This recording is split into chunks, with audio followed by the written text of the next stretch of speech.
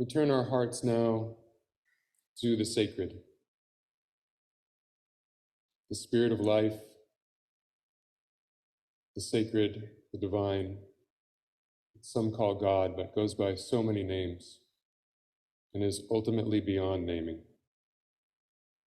And we turn to that place deep, deep down within each of us that connects each of us with all of us.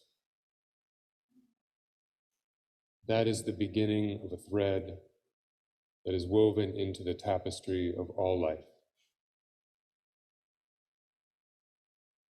As we share these things this morning, may we feel the presence of that tapestry.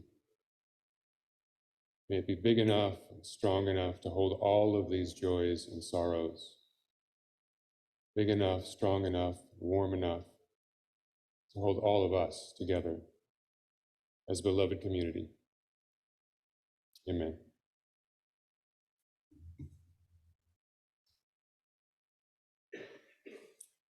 So our reading this morning is a poem called Account. This is by Czesław Miłosz. The history of my stupidity would fill many volumes.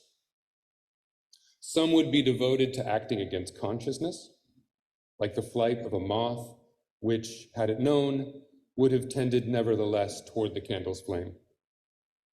Others would deal with my ways to silence anxiety, the little whisper which, though it is a warning, is ignored.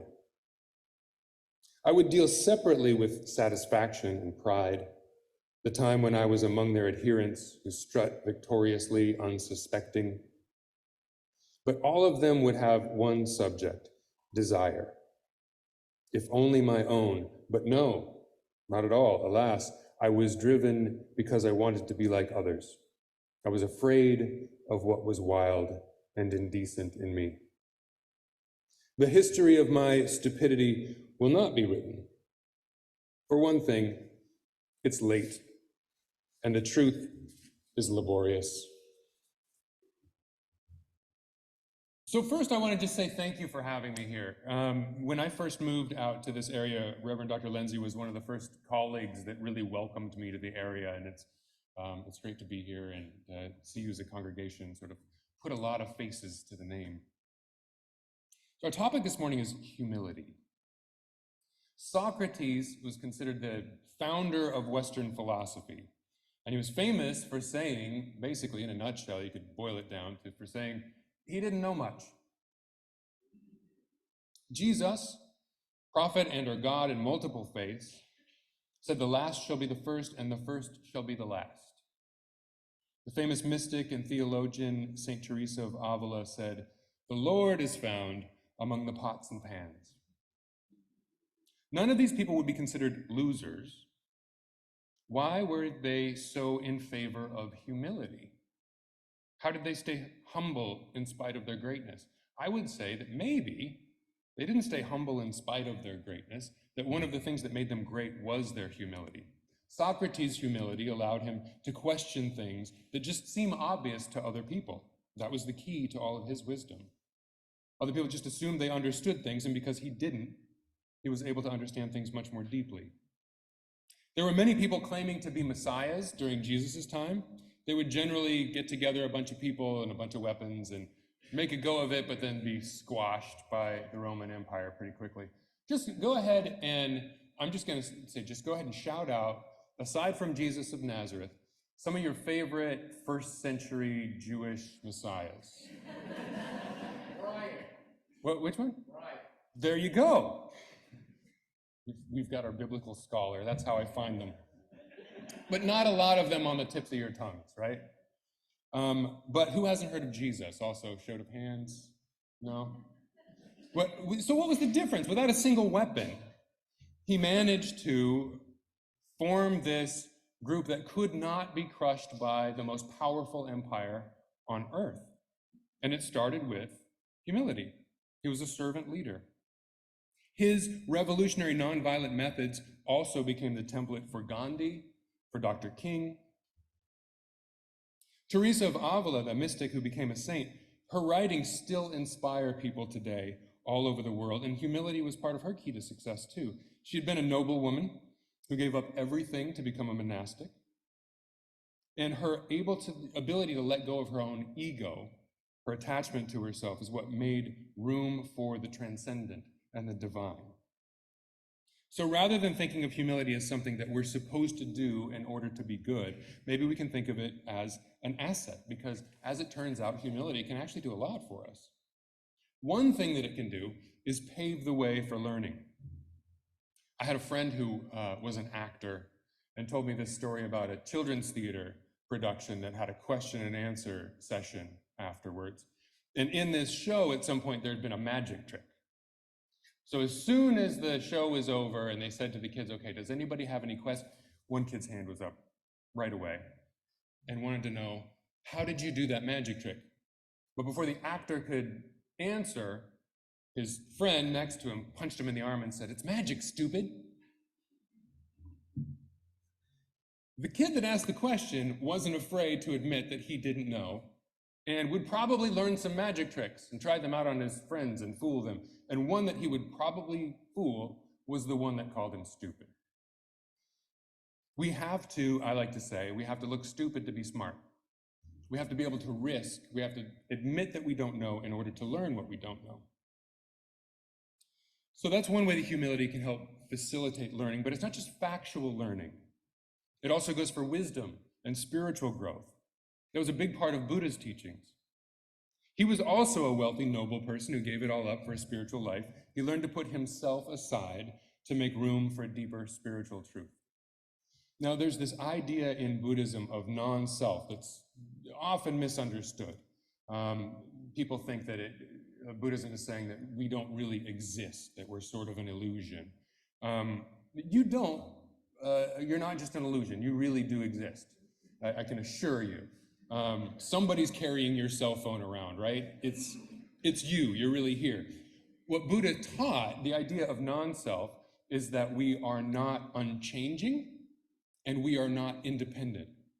It's not that there's no self, it's that there's no independent, unchanging self for us to attach to. And that was the core of his teachings that allowed him to sort of let go of himself. That we are constantly changing. And this opens us up to divine truths.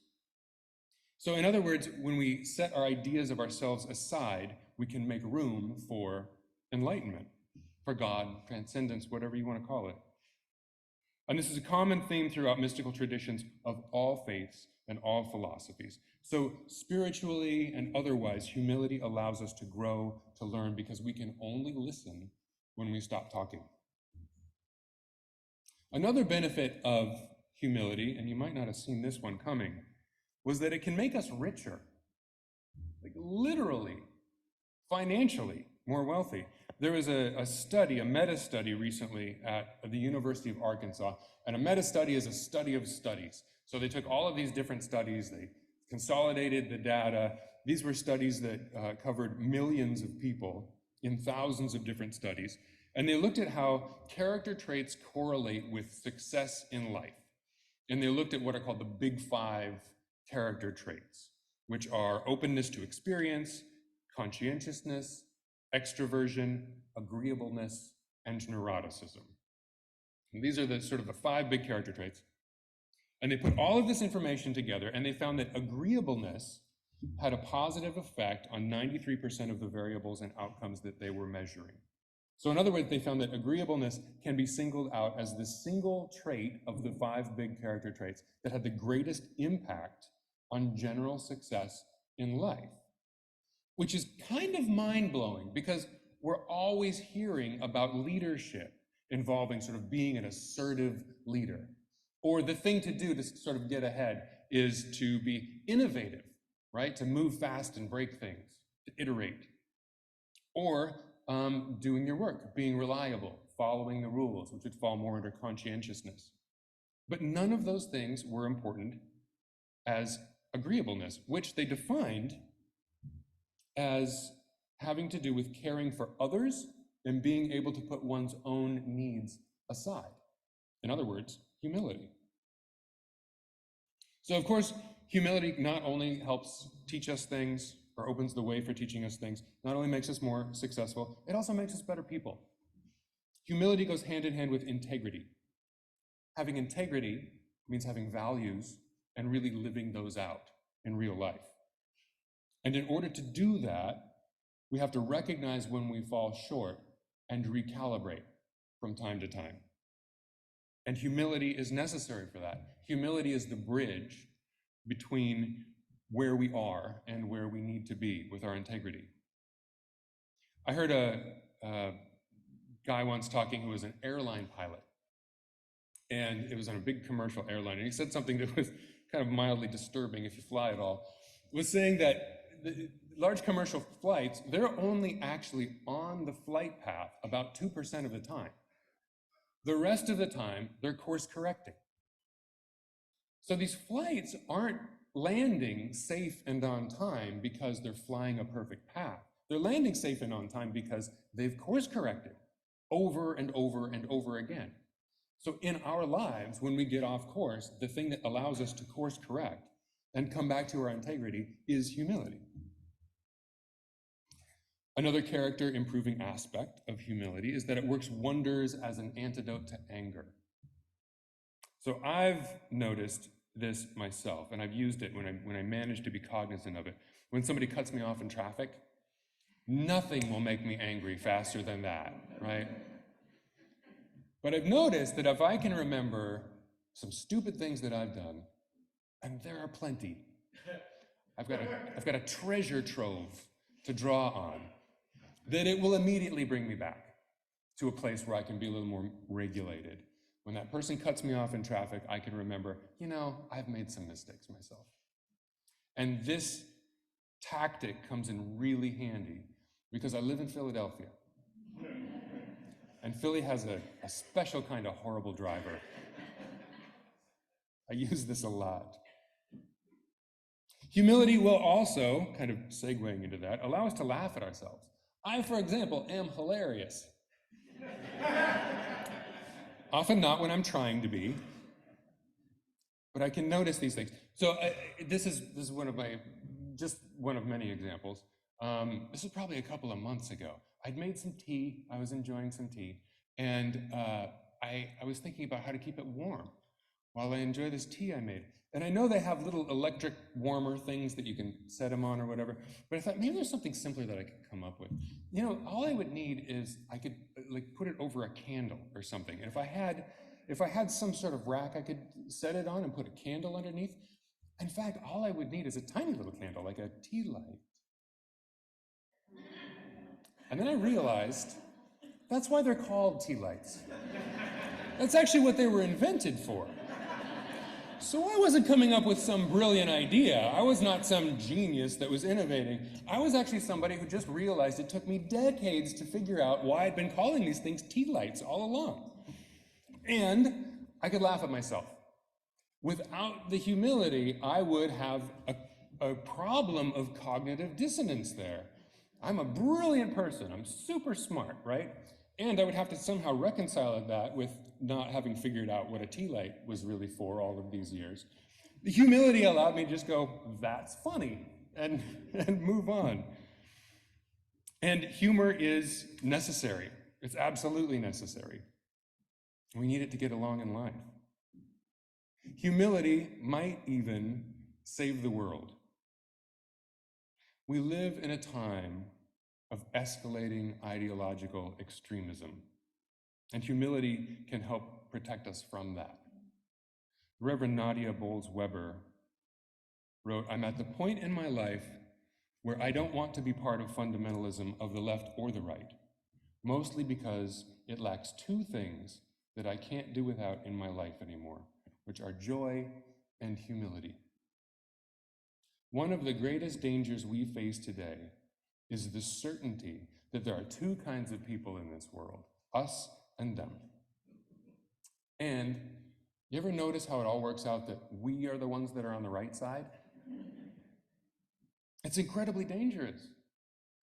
And we notice it all around us, but if you look through history, the greatest atrocities in human history have come out of this polarized certainty. And that kind of certainty can't coexist with genuine humility. That is our antidote to that, and that might be what gets us through these times. So humility can have a protective effect against extremism as well. And you notice I took just a moment to slip in genuine. Genuine humility is a really important part of this. There's an old joke about a rabbi and the custodian. And they're in the temple, the rabbi is praying. The rabbi is saying, I'm not worthy. God, I am not worthy. And he's in an act of contrition. And he said, I am not worthy for my place on this earth. I am not worthy for your love. God, I am not worthy. And the custodian at the back hears him doing this. The custodian is affected by this, moved, right? He falls to his knees and he says, I am not worthy. God, I am not worthy. And the rabbi looks at him and says, oh, look who's not worthy. That was not genuine humility, right? And that's an important point. Humility doesn't work unless it's real. We really need to be able to face those parts of ourselves. But when we do, it gives us opportunities for all of these things, for transforming our lives in so many different ways. So one more point, if I have not yet convinced you that humility is good here in my pitch for humility. If all this has not yet convinced you of the value of humility, one last selling point. Humility may protect you from bear attacks. I was in Alaska, and we were with a group, and there was a local woman with indigenous ancestry that was there, and she was telling us about how you can get a really good harvest of berries if you know the right place to look at the right time, and she was showing us the territory. And going on about berries, it's kind of an unofficial sport in Alaska. People just have these secret places, and you've got to know where to go and whatever, and people talk about how many they gather. And one of the things she pointed out, though, was that bears also love berries. And this is one of the things that makes a little bit of know-how important. And she said, she was descended of the native people who had lived in that area up in Alaska for generation after generation after generation. And she said that her native grandmother told her, you just have to be humble and pray to the spirit of the bear. This is how you avoid becoming a garnish to the bear's berry feast, right? Humility, you pray to the spirit of the bear, O great bear, spirit, I am not worthy of being eaten. And she said, she asked her grandmother if it worked. And her grandmother looked at her kind of surprised and said, well, I've never been eaten. So I don't know if that one qualifies as sort of a scientifically valid test, but you don't get to be a grandmother without knowing some things. So I threw that one in there as well. So there you have it. This is my pitch for humility. Humility, it is not just for losers. There's an important reason it's considered a virtue, many important reasons. It has the power to help us become smarter and wiser, to enrich us in many different ways, to make us better people, potentially to save the world, and possibly even to protect us from bear attacks. Amen.